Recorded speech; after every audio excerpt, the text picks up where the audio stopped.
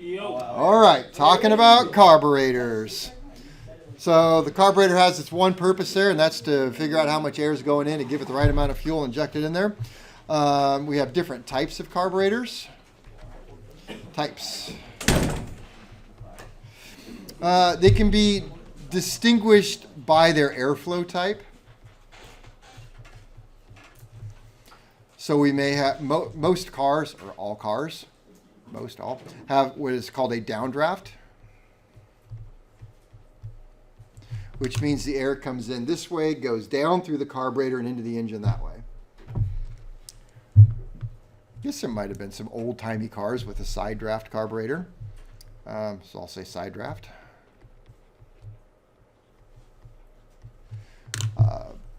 Rotax, some Lycomings have side drafts. It means the air comes in this way, it goes through the carburetor and goes that way. So it's going sideways.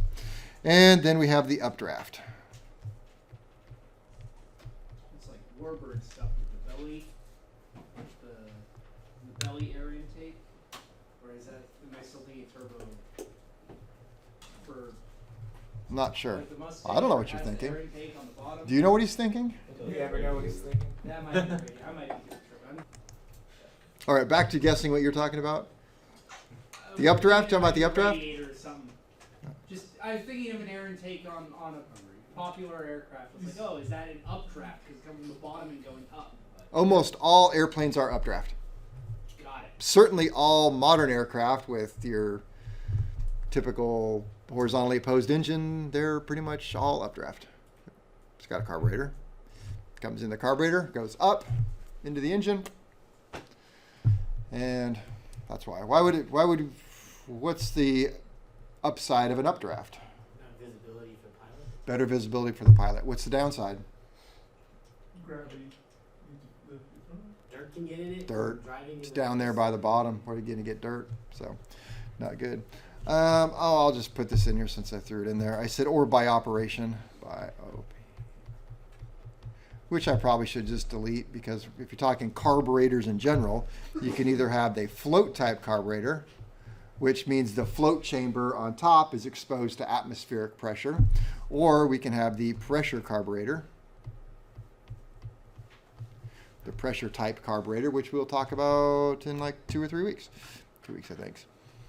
All right, so going through the systems, first we have the main metering system.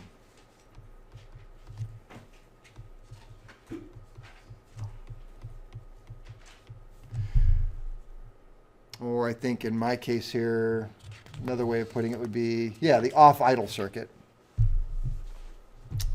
All right, so parts involved with there. Well, one, we have the Venturi. The Venturi. What does the Venturi do for us? Well, it doesn't really meter the air. Measures or, yes, measures the air. Creates the low pressure. Low pressure needed to draw fuel from the discharge nozzle. Creates the low pressure needed to draw fuel from the discharge nozzle.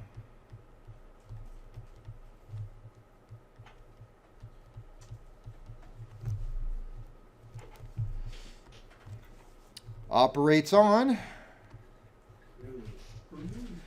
Bernoulli's principle.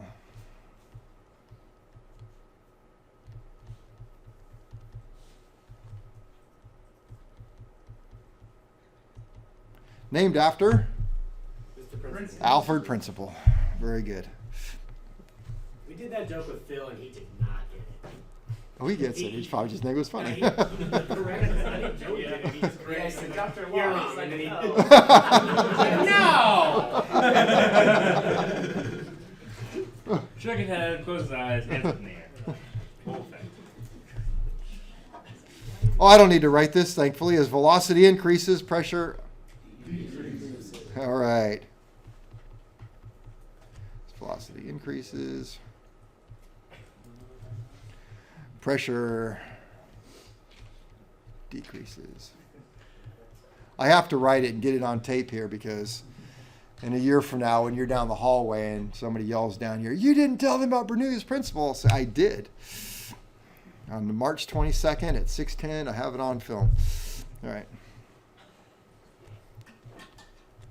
So the more air that flows,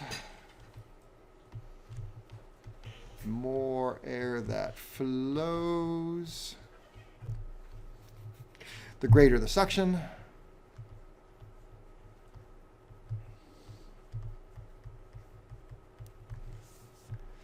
And more fuel is drawn out. And the more fuel is drawn out of the discharge nozzle.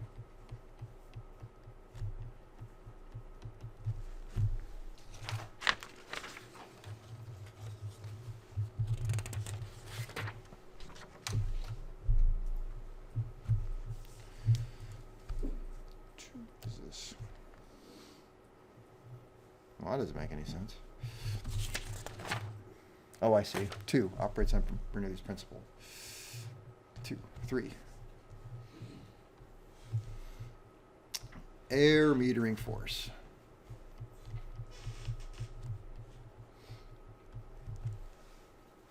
I don't like what I wrote here. At the risk of this, I'm going to change it. Air metering force, I'm going to say it is the difference between the air pressure in the float chamber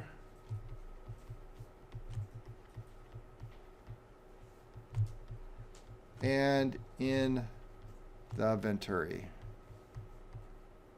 Actually, what I wrote is the force of air through the venturi. But in this case, we really have to consider the difference between the two because that's really important.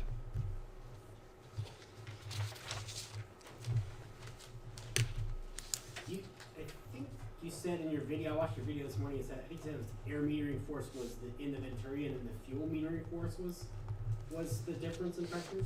Oh. I actually wrote it down. Yes, it is. I did screw that up. Difference Yep, in that's pressure between the- that's why. You're right. You're right. I'm sorry. Shouldn't have changed my notes. You caught me on that one. This is actually defined as the, no, I know it's right. Fuel metering force is the difference between the two.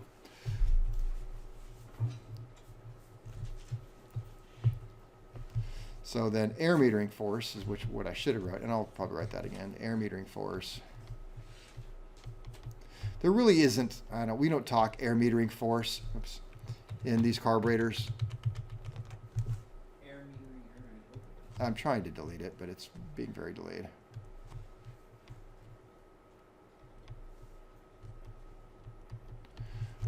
So I probably should just delete this whole thing, but it's the force of air through the venturi. And I don't even like that definition. Like I said, I don't know. Just not, air metering force isn't really a thing in float carburetors. It will be later. Big deal later. Okay, the venturi, this is important, will restrict and limit the amount of air into the engine.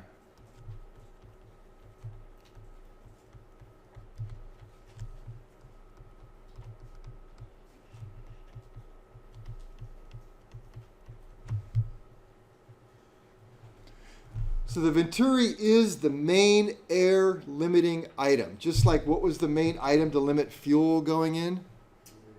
Main metering jet. Well, this is like that for air. So the venturi is the ultimate limiting item. So so venturi size is important.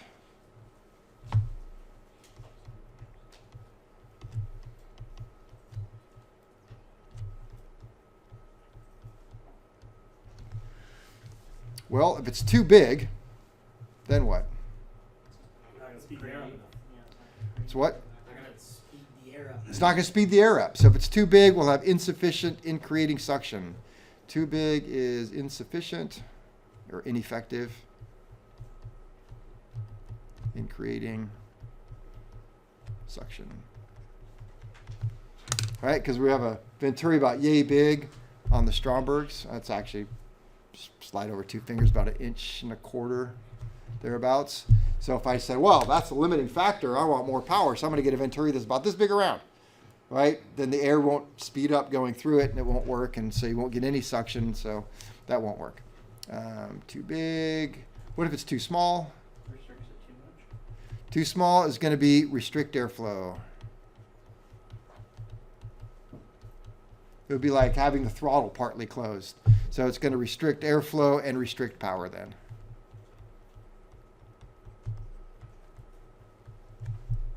So that's not good.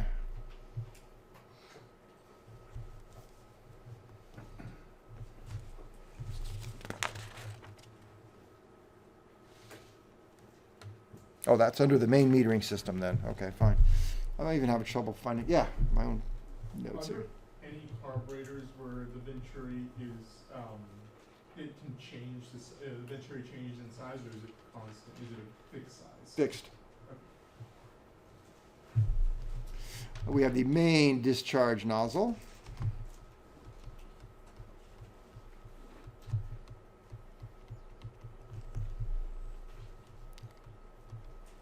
And that is where fuel is drawn out.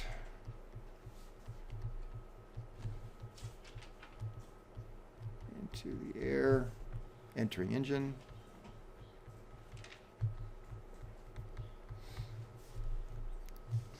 We have the float chamber.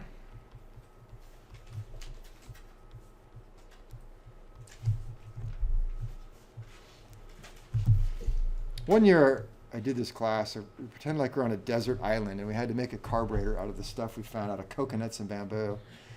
And so, I don't know, we had like a story that took like 3 days to put together, and we would just keep trying different carburetor things. You know, we had to make the float out of a coconut and stuff. It was kind of fun, but I don't know. Did you learn anything about carburetors doing it? Well, I was the one teaching it. Oh. So I already knew the Learned a lot about coconuts. yes. Coconuts and bamboo, and I don't know. If it was effective in teaching, I don't know. All right, the float chamber, what does it do? Well, one, it acts as a reservoir for fuel to be used. Acts as a reservoir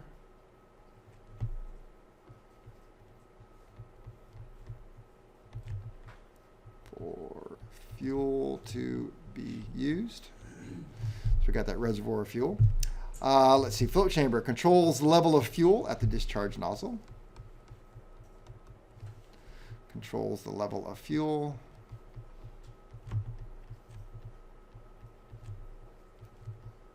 At the discharge nozzle.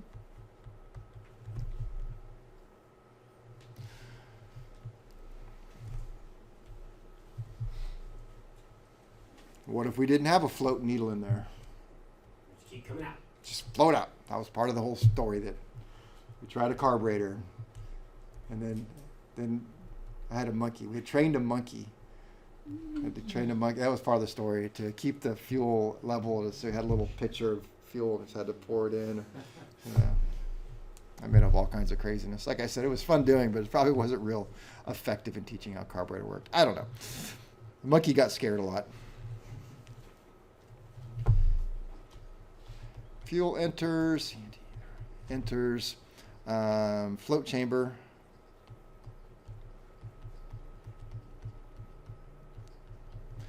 Float chamber from fuel supply.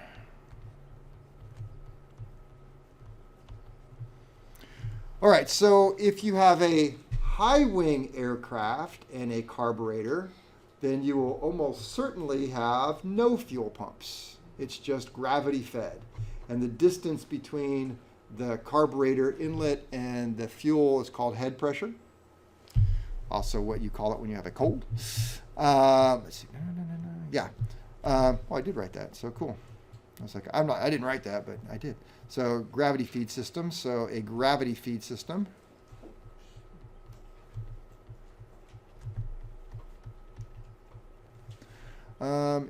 is about 3 to 5 psi, depends on how far the wing is from the carburetor. That is called head pressure.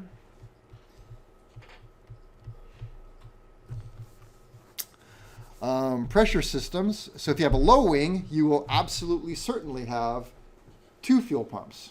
Why 2? In case one fails. You always got to have backup, right?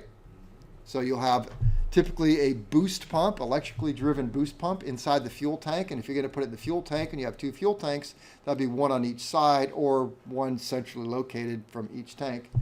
Higher flying aircraft tend to have them in the tanks so that you can pressurize the fuel leaving the fuel tank. So if you pressurize the fuel leaving fuel tank, that eliminates what?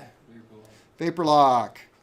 So that's a good thing. And that boost pump will then pressurize fuel to the engine-driven pump. So now you have 2 pumps. You have redundancy. Plus, the engine-driven fuel pump operates off the engine when the engine is turning. And when you're trying to start an engine, the engine is not turning, or it's turning too slow for the pump to work. So you have to have the boost pump pressurizing the system so that you get fuel to the fuel unit so that you can start the engine. So the pressure system, low wing.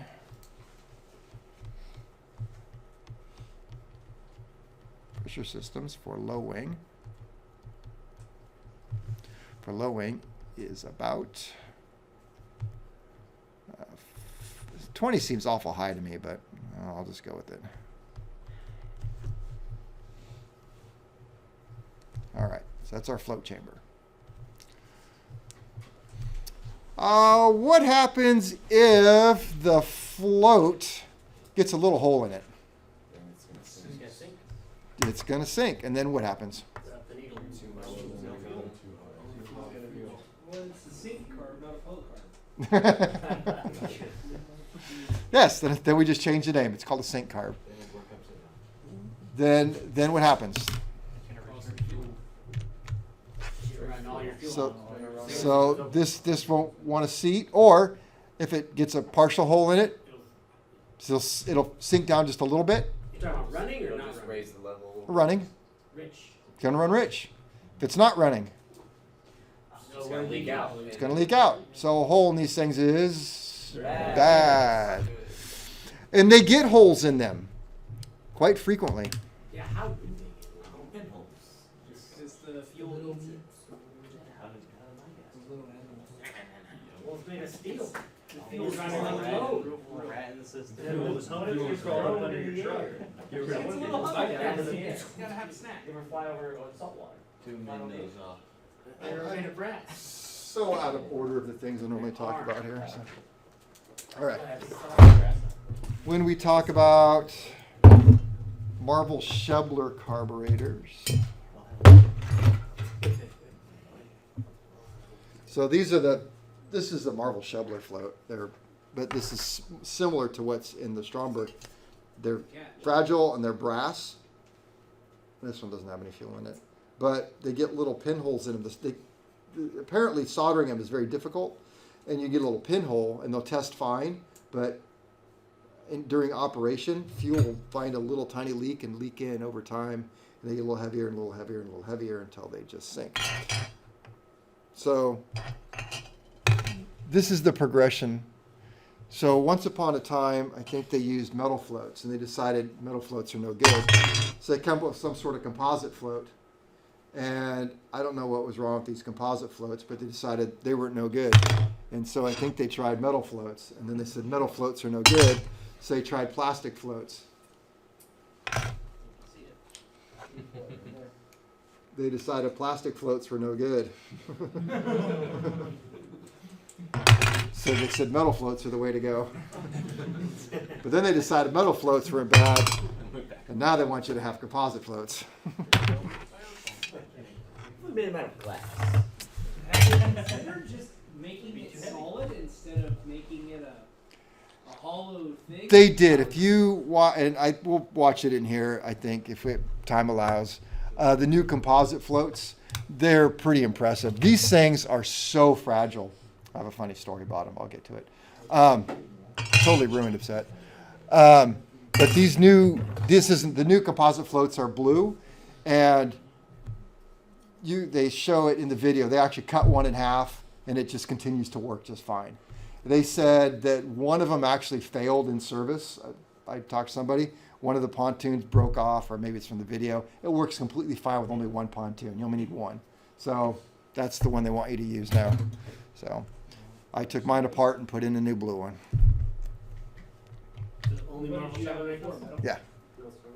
Is it a composite? All right, pressures, float chamber. All right, main discharge on fuel metering force. I already said that, but now I'm going to say it right. Fuel metering force. Fuel metering. Would that be an STC or is that just the service bulletin? No, it's definitely not an STC. It is if you. It's not even a service bulletin, if you will. But if you have the new manual, and the new manual says if you separate the carburetor, you must put a blue one in. But I separated my carburetor only to put a blue one in. It's like, well, I just didn't. Better to be safe. All right, fuel metering force. And this is kind of weird because we're going to get into other systems where air metering force is the difference between air, venturi pressure, or venturi suction, and impact air pressure suction. So that would be air metering force. Well, that makes sense. It's the difference between two and air. And then we're going to talk fuel metering force, which is the difference between two types of fuels. Like, well, that makes sense. But now in a carburetor, fuel metering force is the difference in air pressure, which I hate. The difference in air pressure. I even had to write a note here to myself. Yes, fuel metering force is actually air. The difference in air pressure from float bowl to venturi.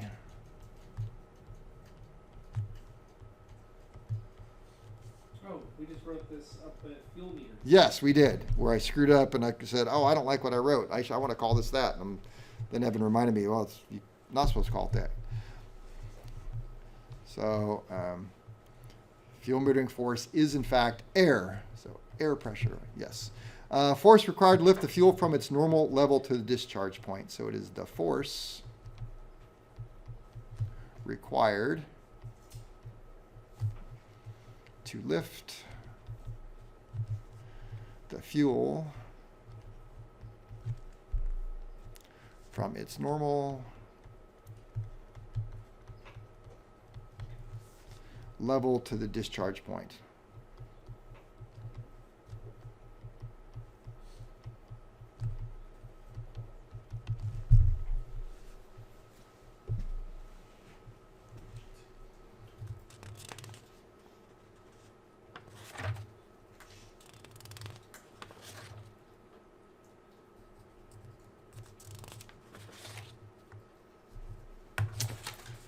I hate writing all this stuff. It seems boring. Sorry. I'm not boring you, am I? Yeah. All right. But it's how I guess we make sure we cover it. Fuel metering force. Main air bleed.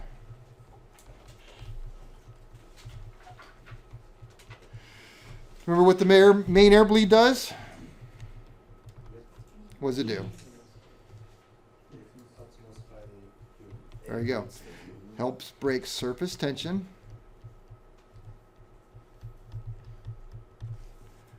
Of liquid fuel.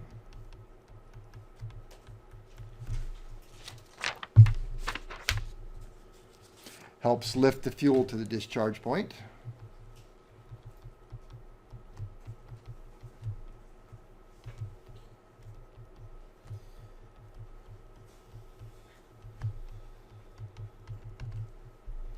Discharge point. 3. Helps provide a more uniform mixture of fuel and air.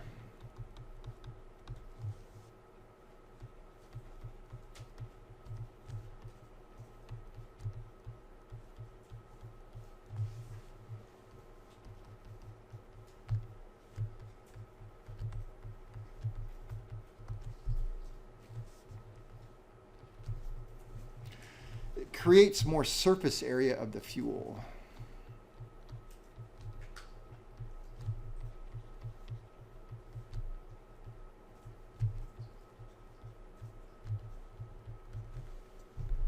For faster evaporation.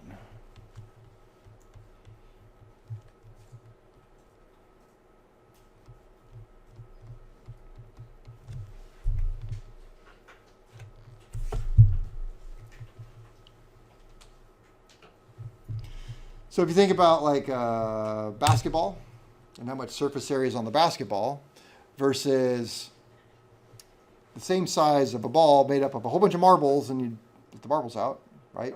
The marbles are smaller, and how much more surface area is on all the little marbles in the basketball. Same theory. You could use a softball if you wanted to, or something. Don't have to be basketball. But when you break the fuel down in little droplets, there's more surface area. More surface area means it's going to evaporate faster than one big lump of fuel. Let's see. What happens if the air bleed is blocked? Not vaporize fuel or atomize If fuel. air Above wouldn't happen. bleed is blocked.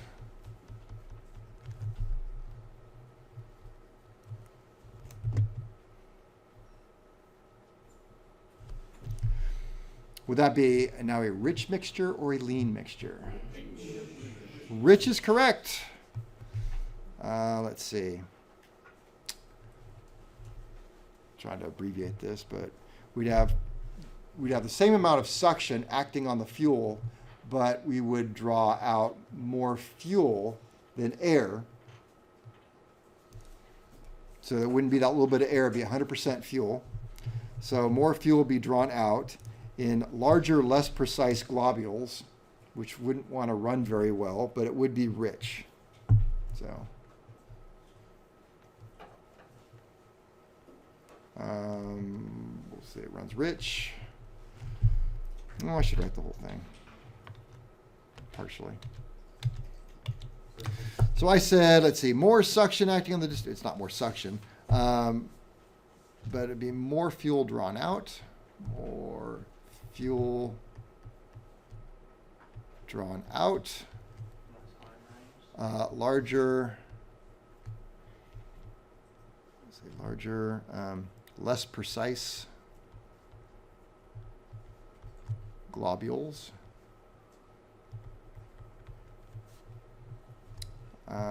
with less air. That would be rich. What happens if air bleed is too big? Well, then we're going to get too much air, and it's going to run lean.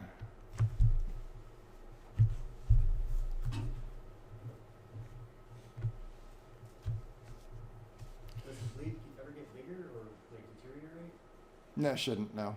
It's just air flowing through it, so it's not likely that the air is going to wear it out. Probably what wears it out more than anything is an overhaul. You're supposed to measure it, and you measure these things with the back side of a drill bit, not the drilly side of the drill bit.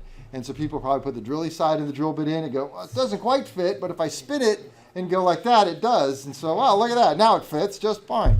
So, yeah, probably it's more mechanic-induced damage than anything. All right, we got the main metering jet.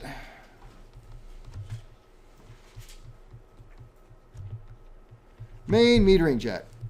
A calibrated orifice that meters fuel accurately based on the pressure differential between fuel bowl and venturi. Well, let's see, Brandon and I were talking yesterday about riding motorcycles. So, yeah, so, what's that? Jetting kits in a motorcycle, exactly. When I bought my Honda, brand new. Kelly's leaving. Bye, Kelly. Adios.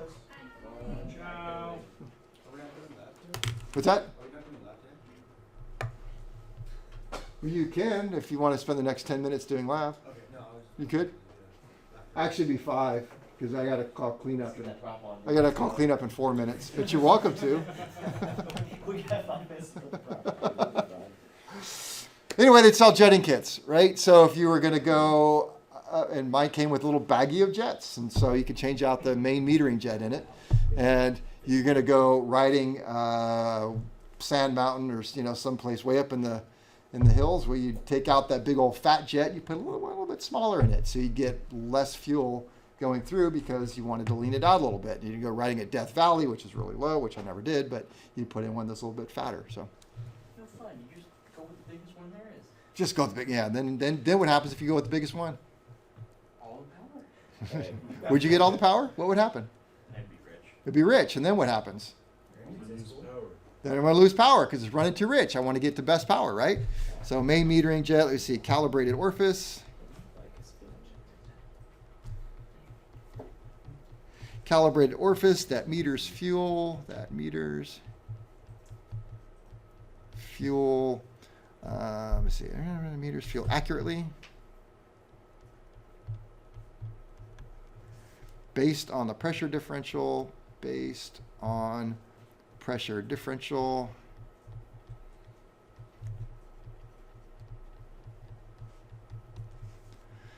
Between fuel bowl and venturi.